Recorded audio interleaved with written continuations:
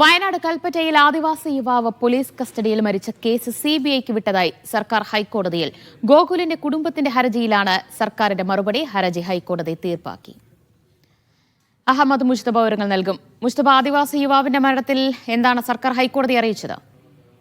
Kalpetta police സ്റ്റേഷനിൽ കസ്റ്റഡിയിലിരിക്കെ ആദിവാസി യുവാവ് ഗോകുൽ മരിച്ച സംഭവത്തിലാണ് ഈ അന്വേഷണം സിബിഐക്ക് വിട്ടതായി ഉത്തരവിറക്കിയിട്ടുണ്ട്, നോട്ടിഫൈ ചെയ്തിട്ടുണ്ടെന്ന് സർക്കാർ ഹൈക്കോടതി അറിയിച്ചിരിക്കുന്നത്.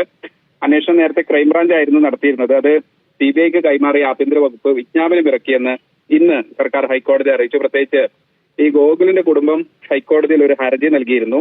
നേരത്തെ ഈ കേസിൽ പോലീസിനൊരു വീഴ്ചയുണ്ട്, അതുകൊണ്ട് അത് ക്രൈംബ്രാഞ്ച് അന്വേഷിച്ചാൽ പോരാ എന്നതുൾപ്പെടെ കാണിച്ച് കുടുംബം പരാതി നൽകിയിരുന്നു. ഒപ്പം തന്നെ ഈ വിഷയവുമായി ബന്ധപ്പെട്ട ഗോകുലിന്റെ കുടുംബം ഹൈക്കോടതിയിൽ സമീപിച്ചിരുന്നു. ആ ഹർജിയിലാണ് സംസ്ഥാന പോലീസ് മേധാവി ഇത് സംബന്ധിച്ചൊരു ഉത്തരവ് ഇറക്കിയിട്ടുണ്ട്, വിജ്ഞാപനം ഇറക്കിയിട്ടുണ്ട് എന്നൊരു കാര്യം ഹൈക്കോടതിയെ സർക്കാർ അറിയിച്ചിരിക്കുന്നത്. എന്തായാലും ഇതോടുകൂടി കുടുംബത്തിന്റെ ഹർജി ഹൈക്കോടതി സിംഗിൾ ബെഞ്ച് തീർപ്പാക്കുകയും ചെയ്തിരിക്കുന്നു.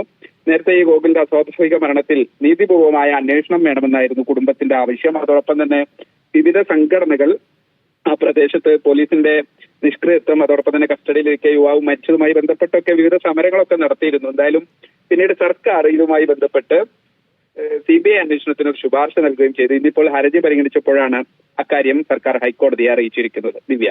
ശരി, അഹമ്മദ് മുസ്തഫയാണ് കൊച്ചിയിൽ നിന്ന് വിവരങ്ങൾ നൽകിയത്.